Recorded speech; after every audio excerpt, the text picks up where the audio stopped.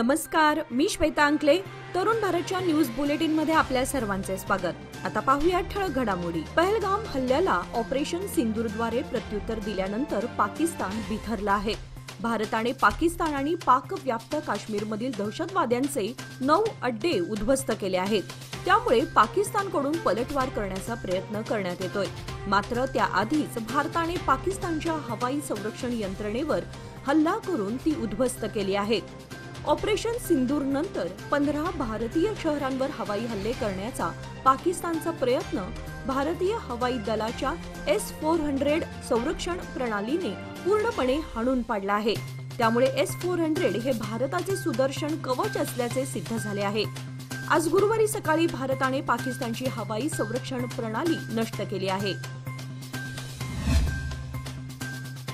भारताने पाकिस्तानमध्ये घुसून ऑपरेशन सिंदूर अंतर्गत एअर स्ट्राईक पार पाडले. भारताने केलेल्या या हल्ल्याने पाकिस्तान चांगलाच हादरला. या धक्क्यातून बाहेर येत नाही तोवर पाकिस्तानला आणखी धक्के बसले आहेत. पाकिस्तान आता साखळी बॉम्बस्फोटाने हादरून गेला आहे.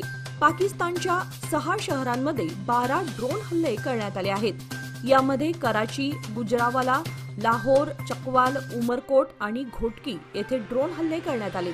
ड्रोन हल्ल्यामुळे या भागात आपत्कालीन परिस्थिती निर्माण झाली असून पाकिस्तानी नागरिकांमध्ये भीतीचं वातावरण पसरलंय. संरक्षण मंत्री राजनाथ सिंह यांनी आज गुरुवारी सांगितले की पाकिस्तान विरुद्ध ऑपरेशन सिंदूर अजूनही सुरू आहे. म्हणजेच 7 मे रोजी पाकिस्तानातील 9 ठिकाणी झालेल्या हवाई हल्ल्यानंतरही ही कारवाई थांबलेली नाही. दिल्लीतील संसदेच्या कक्षात बोलावण्यात आलेल्या सर्वपक्षीय बैठकीत संरक्षण मंत्र्यांनी असं स्पष्ट केलंय. सुमारे 1.5 तास चाललेल्या बैठकीतून बाहेर पडल्यानंतर त्यांनी पत्रकारांना ही माहिती दिली. सर्वपक्षीय बैठकीत गृहमंत्री अमित शहा, परराष्ट्र मंत्री S जयशंकर, विरोधी पक्षनेते राहुल गांधी तसेच मल्लिकार्जुन खरगे आदी नेते उपस्थित होते. पहलगाम येथील दहशतवादी हल्ल्यानंतर भारताने ऑपरेशन सिंदूर अंतर्गत पाकिस्तानमधील दहशतवाद्यांचे तळ उद्ध्वस्त केल्यानंतर कर्नाटक राज्यात केंद्र सरकारच्या सूचनांनुसार सर्वत्र मॉक ड्रिल्स राबवण्यात येत असल्याची माहिती मुख्यमंत्री सिद्धरामय्या यांनी दिली आहे. सुरक्षिततेच्या अनुषंगाने सतर्कता बाळगली जात असून राज्यातील धरणांच्या सुरक्षेच्या दृष्टीने सर्वत्र सतर्कता बाळगण्यात येत आहे. कोणत्याही क्षणी काहीही घडू शकते याचा विचार करून पूर्वतयारीची पावले उचलण्यात येत आहेत, असेही मुख्यमंत्र्यांनी यावेळी मंड्या येथे आयोजित एका पत्रकार परिषदेत स्पष्ट केले. भारतीय सैन्याने पाक व्याप्त काश्मीरमध्ये दहशतवाद्यांवर हवाई हल्ले केल्यानंतर देशभरात सुरक्षा व्यवस्था चोख करण्यात आली आहे. या पार्श्वभूमीवर बेळगाव शहरातील लष्करी सुविधांवर संरक्षण वाढवण्यात आलं आहे. ऐतिहासिक भुईकोट किल्ल्यावर प्रवेश बंदी घालण्यात आली असून अंतर्गत कार्यालये आणि आश्रमात प्रवेशासाठी आधार कार्ड अनिवार्य करण्यात आले आहेत. पहलगाममध्ये दहशतवाद्यांनी भारतीय पर्यटकांवर केलेल्या हल्ल्याच्या प्रतिक्रियेत भारतीय सैन्याने हवाई हल्ला करून दहशतवाद्यांना मोठा फटका दिला. या पार्श्वभूमीवर देशभरातील संवेदनशील ठिकाणांवर रेड अलर्ट जाहीर करण्यात आला असून सुरक्षा व्यवस्था अधिक कडक केल्या आहेत. त्यानुसार बेळगाव येथील मराठा लाईट इन्फंट्रीचे मुख्यालय, एअरमन ट्रेनिंग स्कूल, लष्करी हवाई तळ आणि महार रेजिमेंट इत्यादी कार्यालय असल्याने शहरातील सुरक्षा व्यवस्था अधिक बळकट करण्यात येत आहेत. बेळगाव कॅन्टोन्मेंट बोर्डाची विशेष बैठक आज गुरुवारी कॅन्टोन्मेंटच्या सभागृहात पार पडली. या बैठकीत मुख्यतः नवीन इमारत बांधकाम नियमावली आणि अन्य प्रशासनिक विषयांवर चर्चा झाली.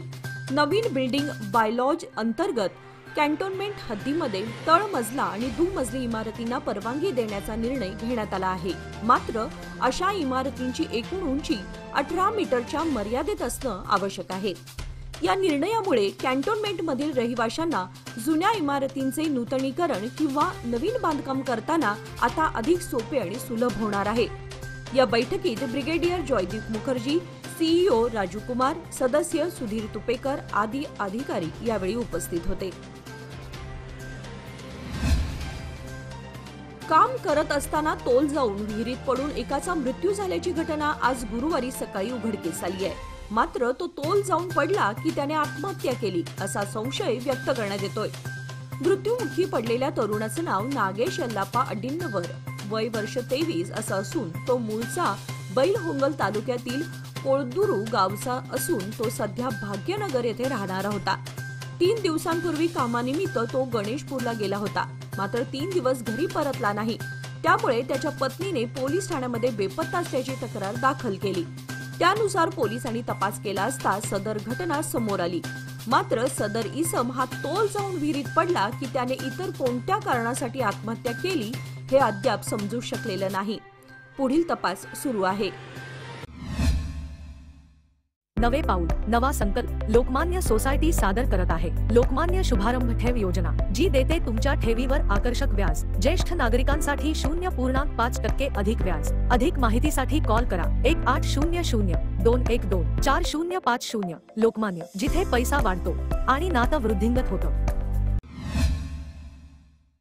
राज्य लोकायुक्त संस्थेने आज सकाळपासून कोलार, यादगीर, दावणगेरे आणि बेंगळूरमध्ये एकाच वेळी धाडी टाकून भ्रष्टाचाराच्या संशयित प्रकरणांवर कारवाई केली आहे। या कारवाईमध्ये विविध विभागातील वरिष्ठ अधिकाऱ्यांच्या निवासस्थानांवर आणि कार्यालयांवर छापे टाकण्यात आले आहेत। यामध्ये कोलार तालुक्यातील भूमापन विभागाचे सर्वेक्षक सुरेश बाबूजी, सूरपूर तालुक्याचे आरोग्य अधिकारी डॉक्टर राजीव वेंकटप्पा नायक, दावणगेरे जलमंडळाचे सहाय्यक कार्यकारी अभियंता M.B. रवी, जलसंपदा विभागाचे सहाय्यक अभियंता G. श्रीनिवास मूर्ती आदी अधिकाऱ्यांवर कारवाई करण्यात आली आहे। ऑपरेशन सिंदूर मध्ये महत्वाची भूमिका बजावणाऱ्या कर्नल सोफिया या बेळगाव जिल्ह्यातील गोकाक तालुक्यातील कोंडनूर या गावच्या स्नुषा अर्थात सून आहेत। भारतीय लष्कराच्या कॉर्प्स ऑफ सिग्नल्स विभागातील अधिकारी पदावर कार्यरत असलेल्या कर्नल कुरेशी यांनी पहलगाम येथे झालेल्या दहशतवादी हल्ल्यानंतर पाकिस्तानातील दहशतवादी तळांवर करण्यात आलेल्या हवाई हल्ल्यांची माहिती प्रसार माध्यमांना दिली होती। त्यांच्या या भूमिकेमुळे त्या ऑपरेशन सिंदूरचा यशस्वी चेहरा म्हणून कर्नल सोफिया जगभरात ओळखल्या जाऊ लागले। दहशतवाद्यांनी काश्मीरमधील पहलगाम येथे 26 पर्यटकांची हत्या केली होती। त्याचा बदला भारताने घेतला। पाक आणि पाक व्याप्त काश्मीरमध्ये घुसून मंगळवारी एअर स्ट्राईक करण्यात आला। भारताने दहशतवाद्यांचे 9 तळ या दरम्यान उद्ध्वस्त केले। लष्कराच्या या ऑपरेशन सिंदूरचा बेळगाव शहर भाजपच्या वतीने आज गुरुवारी शहरातील राणी चन्नम्मा चौकात लाडू वाटून जल्लोष करण्यात आला। भारताच्या प्रत्युत्तरात लष्कर-ए-तोयबा, जैश-ए-मोहम्मद आणि हिजबुल मुजाहिदीन यासारख्या दहशतवादी संघटनांच्या प्रशिक्षण केंद्रांसह 9 ठिकाणांना लक्ष्य करण्यात आलं। भारतीय लष्कर, नौदल आणि हवाई दलाने सांघिकपणे ही कार्यवाही केली।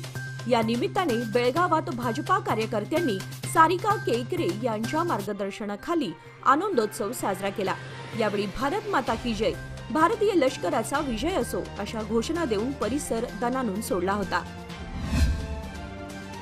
पाकिस्तानातील दहशतवाद्यांचे तळ उद्ध्वस्त करण्यासाठी भारतीय लष्कराने राबवलेल्या ऑपरेशन सिंदूरच्या यशानिमित्त शहरातील चव्हाट गल्लीमध्ये आनंदोत्सव साजरा करण्यात आला। भारतीय लष्कराच्या शौर्याला सलाम करत फटाक्यांची आतषबाजी करण्यात आली।